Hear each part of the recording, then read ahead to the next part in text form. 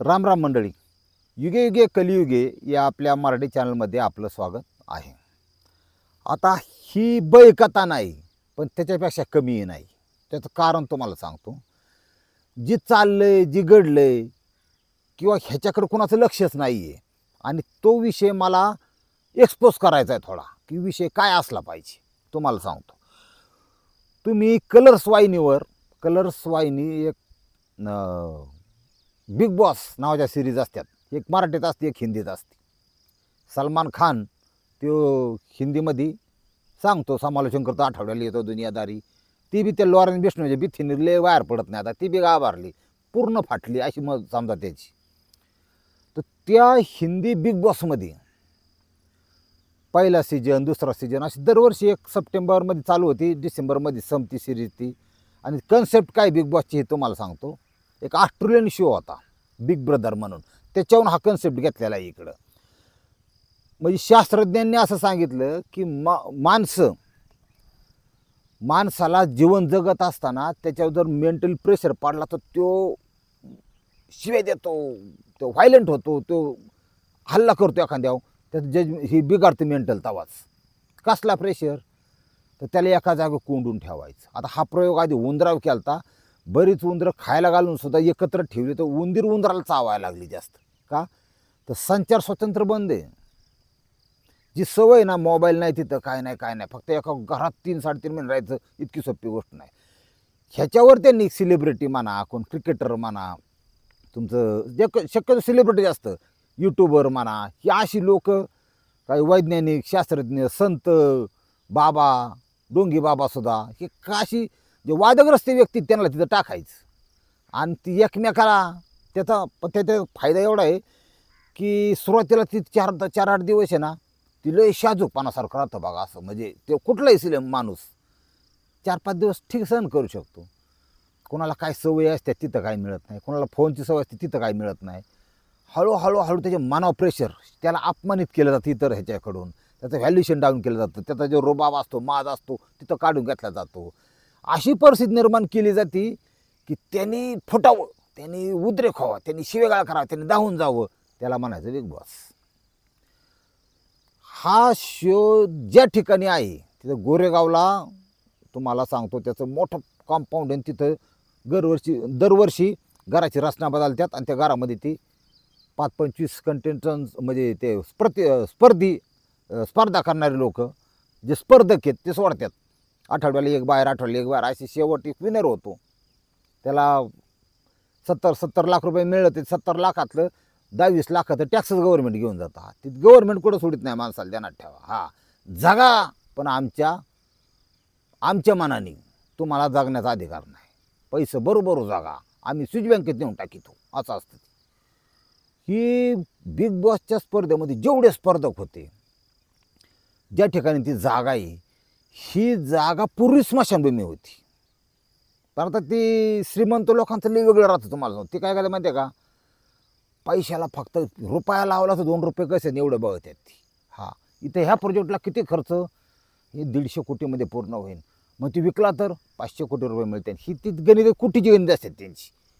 त्यांनी ती जागा घेतली. आता त्यांना शिकलेले म्हणले की ती पॅरानॉर्मल किंवा बुथाटकी किंवा काही ह्याच्यावर त्यांचा विश्वास नसतो लेकरून. विज्ञानवादी दृष्टिकोन, चंद्रावर गेला माणूस, असं असतं त्यांचं. त्यांनी ती जागा घेतली, कंपाऊंड केलं, रस्ते केले तयार, आतमध्ये घर बांधलं बंगल्या टाईप, सगळ्या खोल्या वार्डन आमकून हेन तीन लय सगळे कामगार कामाला सगळं. आणि कलर्समध्ये ही ही सगळा पैशाचा गेम आहे मला सांगतो. हा, लय पैसा असतो त्या लोकांच्याकडं, ती पैसा तेवढा लावतात त्या कामासाठी. मग ते कलाकार आले सगळे प्रकार, त्यांना पैसे मारणारच पैसे देतात. ती कलाकारांना वाजवणारा, त्याला आपण संगीतकार म्हणतो, आमकं तमकं सगळं चालू असतं, कॅमेरामॅन. ते शोसाठी कलर्सनी इन्व्हेस्टमेंट केली, तिथं पैसा लावला, घर उभं केलं. पहिल्यापासून आता बरेच भाग झालेत त्याचे, मला वाटतं 15, 16, 17 झाले असते, 17 सीजन झाले असते. 17 वर्षापासून लय स्पर्धक, 700-800 स्पर्धक आतापर्यंत तिथं आले गेले. होतंय काय, थांबून त्या घरात राहून जो स्पर्धक बाहेर पडन मध्ये आधी किंवा शो जिंकून सुद्धा, त्यातल्या बऱ्याच जणांचा मृत्यू होतोय. ही लोकांच्या डोक्यात म्हणजे नाहीच, त्यांच्या लक्षातच नाही. ह्या गोष्टीची चर्चा तिथं बऱ्याच वेळा झालेली आहे. बऱ्याच जणांना बाथरूममध्ये कोणतरी आहे म्हणजे पॅरानॉर्मल किंवा बुथाटकी किंवा अतृप्त आत्मा तिथं आहे किंवा अनेक आत्मे तिथं आहेत हे फील झालेलं आहे. बऱ्याच वेळा बऱ्याच म्हणजे स्पर्धक आहेत त्यांच्या बाबतीत रात्री दचकून जागं होणे, झोपणे, ती एकदम भयान दिसतं. ते त्यांना काहीतरी जाणीव होणे, आवाज येणे. त्याच्यानंतर काही स्पर्धकांनी तर डायरेक्ट सांगितलं की इथं काहीतरी आहे, इथं बुथी असतं तसं.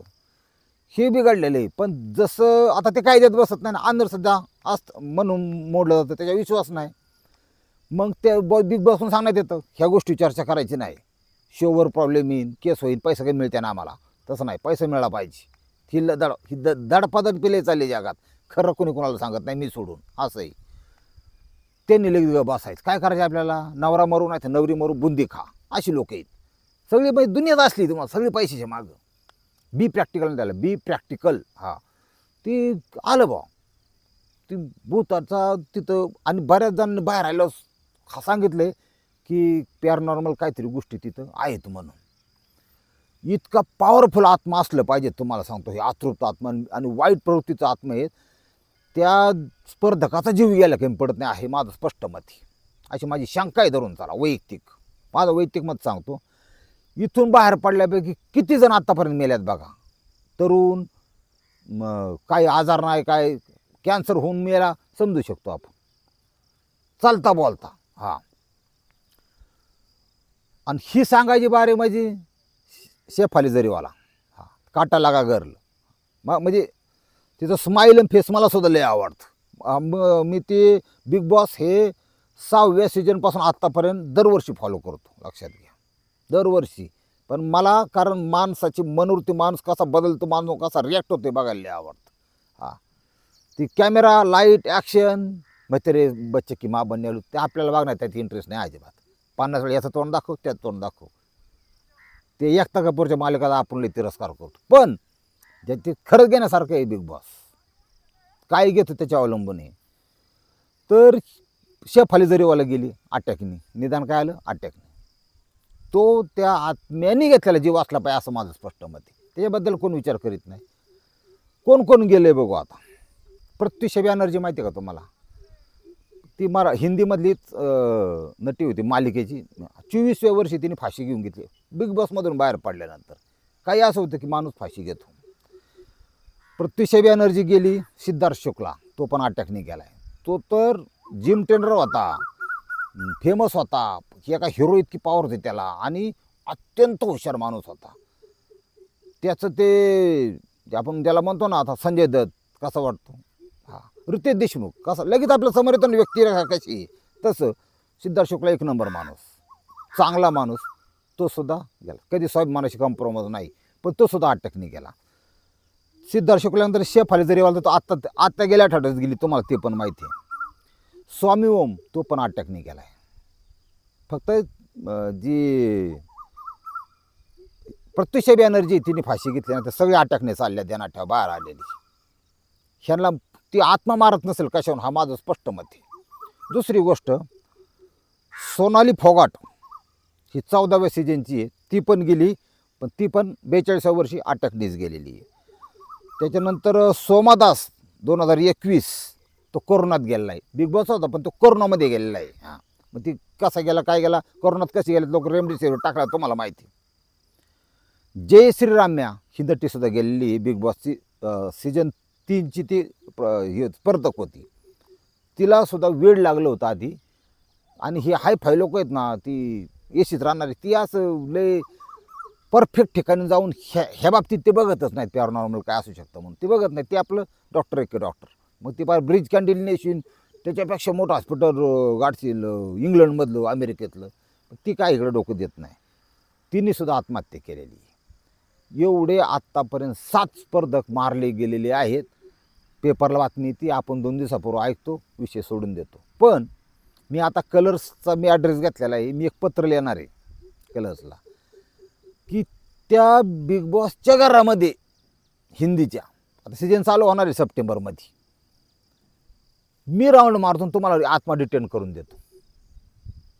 मी डिटेन करून देतो. तो माझ्याकडे त्या संदर्भातली यंत्रसामुग्री आहे. हां, कोणाची काय ओळख असेल तर सांगा, मी करून देतो. पण चांगल्या चांगल्या लोकांच्या आवडत्या कलाकारांच्या त्याचे जीव जाणं कुठंतरी थांबावं हा त्याच्या पाठीमागचा हेतू आहे. हां, ह्याच्यात अंधश्रद्धा वगैरे काहीच नाही. तुम्हाला सांगतो, आपल्या काय कोणाला काय पूजा अर्चा नाही करायची कुठं. पण जिवंत माणसं मरू नयेत हा हेतू आहे त्याच्या पाठीमागं. आणि माझं स्पष्ट मत आहे, वैयक्तिक असं धरून चाला. बघू आता काय होते. मी पत्रव्यवहार करणार आहे तिथं. पण अशी लोक जर मरत असतील हे चुकीचं आहे तुम्हाला सांगतो. आणि ते बी सेलिब्रिटी आहेत. काही चांगले लोक त्यांचे फॅन असतात, फॅनला वाईट वाटतं गेल्यानंतर. असा विषय. राजकारणी गेले फॅनला वाटत नाही तुम्हाला सांगतो. ते गेले पाहिजेत. हां, पण ते कळतं मग कुणी कसं राजकारण केलं आणि काय केलं. खेळणं लई रो आयुष्य. या कलियुगात आहे ना, खऱ्याचं खोटं लबाडाचं तोंड मोठं झालं. काय सांगायचं आहे ती बरं आहे. पण ही कलाकार मंडळी आपल्याचं मनोरंजन करायला पैसा सगळेच पैसा कमावतात. कुणाचं काही तसं आयुष्य तसं जगत नाही. पण सेलिब्रिटी जे मनोरंजन करतात, लोकांच्या ताणतणावातून थोडंफार मुक्त करायचं काम करतात, ही लोक जगली पाहिजेत हो जास्त काळ. ही अशी अचानक नाही गेली पाहिजेत असं मला वाटतं. रामकृष्ण हरी माऊली.